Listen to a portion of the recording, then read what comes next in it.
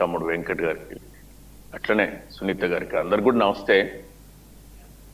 జూబ్లీహిల్స్ ఉప ఎన్నిక పైన ఈ రాష్ట్ర ఆర్థిక పరిస్థితుల పైన రాష్ట్ర ప్రభుత్వం ప్రజలకు ఇచ్చినటువంటి హామీలు బాకీలుగా మిగిలిపోయిన అంశాల పట్ల నిన్న జరిగినటువంటి సమావేశంలో కేసీఆర్ గారు దిశానిర్దేశం చేసినటువంటి అంశాల పట్ల కాంగ్రెస్ పార్టీ బీజేపీ నుంచి బయటకు వచ్చి మాట్లాడాలా ఏమో మాట్లాడుతున్నారు.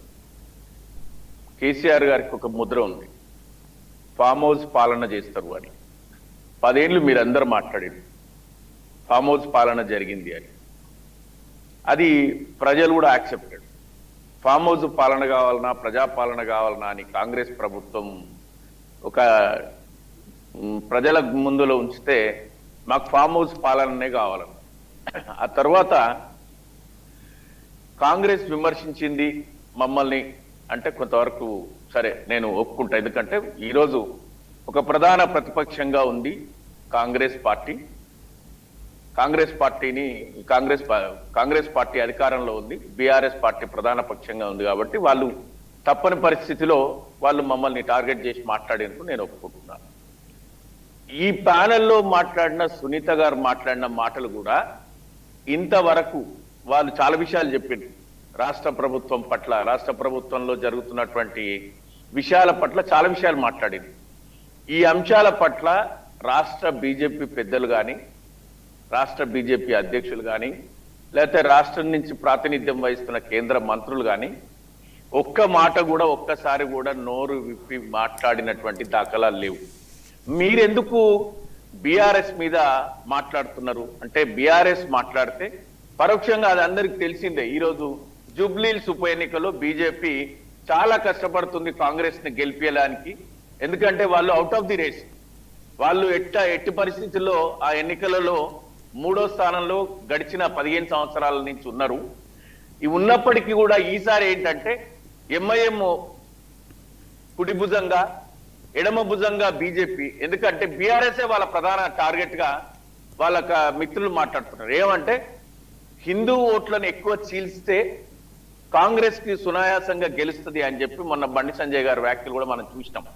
ఆ దిశగా మాట్లాడుతున్నారు. ఇన్ని రోజులు మాట్లాడని నోళ్ళన్నీ ఒక్కసారిగా బీజేపీ నోళ్ళన్నీ ఒక్కసారి బయటకు వచ్చి హిందూ పోలరైజేషన్ కోసం వాళ్ళు ఏం చేయాలనో ఆ పనులన్నీ చేస్తున్నారు.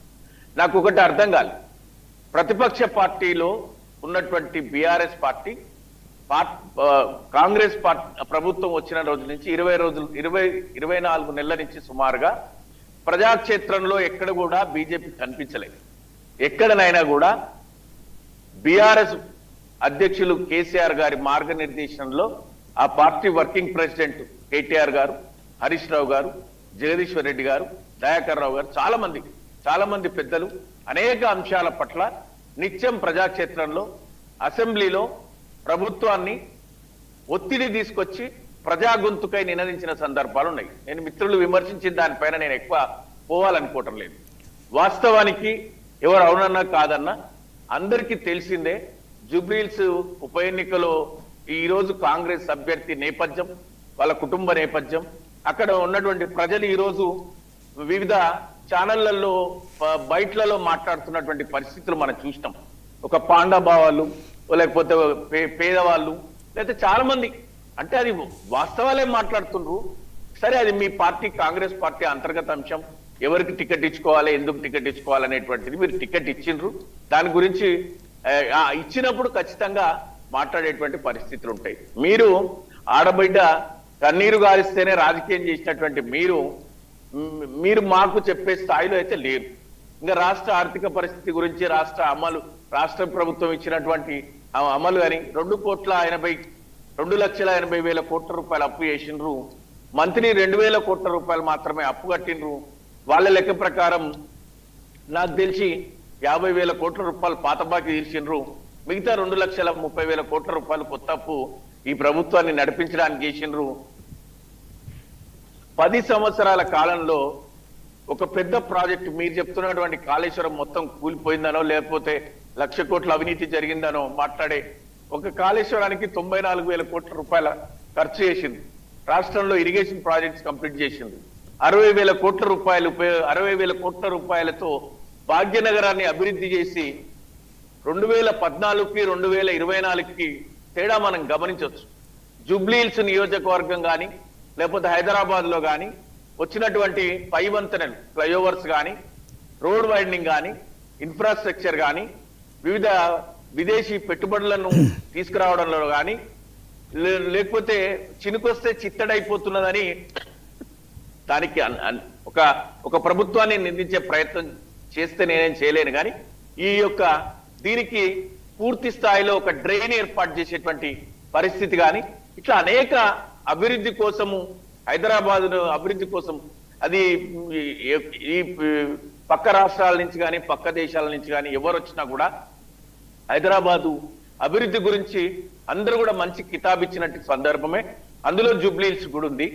ఎందుకంటే ఈ అసంపూర్తిగా ఉన్న మెట్రోను కానీ, అసంపూర్తిగా ఉన్న ఔటర్ రింగ్ రోడ్డు కానీ, మిషన్ భగీరథ పేరు మీద కానీ, మిషన్ కాకతీయ పేరు మీద కానీ సంపూర్ణ సమగ్ర అభివృద్ధి సాధించి పల్లె పట్టణాభివృద్ధిని సాధించిన శ్రీనివాస్ గారు, ఓకే శ్రీనివాస్ గారు, హైదరాబాద్ లో నిజంగా మీరు అభివృద్ధి చేసిర్రు. సో హైదరాబాద్ లో గత ఎన్నికల్లో బీఆర్ఎస్ పార్టీకి సంబంధించి మీ ఎమ్మెల్యేలనే గెలిపించారు, ఓకే. కానీ ఇప్పుడు కాంగ్రెస్ ప్రభుత్వం అధికారంలో ఉంది. 24-23 నెలలుగా వాళ్ళు మీరు చేసిన ఆర్థిక విధ్వంసాన్ని వాళ్ళు ఇప్పుడే చక్కదిద్దుతున్నారు.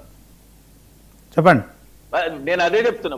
వాళ్ళు కట్టిన బాకీలు చెప్పిన ఎంత కట్టిండ్రు, 24 నెలల్లో ఎంత కట్టిండ్రు, మిగతా అప్పు ఎంత చేసిండ్రు, ఈ 2 సంవత్సరాలకే 2 లక్షల పైచీలకు చేస్తే వాళ్ళు ఇంకొక 2.5 సంవత్సరాలు ఉంటారు, ఇంకెంత చేసిపోతారు.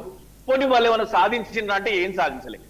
ఏమైనా కొత్త ప్రాజెక్టులు కట్టిండ్రా, కొత్త ప్రాజెక్టుల నిర్మాణం జరిగిందా ఈ 2 సంవత్సరాల్లో, కొత్తగా పునాదులు తీసిండ్రా, శంకుస్థాపనలు ఏవో చేసినట్టున్నారు. ఓకే శ్రీనివాస్ గారు కోటేశ్వరరావు గారు ఒక ప్రశ్న సంధించారు కేసీఆర్ గారికి. కనీసం జూబ్లీహిల్స్ ఎమ్మెల్యేను సునీతను గెలిపించిన క్రమంలో నేను వస్తాను, అసెంబ్లీలో మాట్లాడతాను, అలాంటి మాటలేమి లేకుండా కేవలం మరి ఇలాంటి రాజకీయ వ్యాఖ్యలు చేయడాన్ని మనం ఎట్లా చూడొచ్చు? కేసీఆర్ వస్తాడా రాడా, ప్రచారానికి కూడా వస్తాడా రాడా అనే ఒక క్లారిటీ కూడా లేదు. సో ఆయన ఫామ్ హౌస్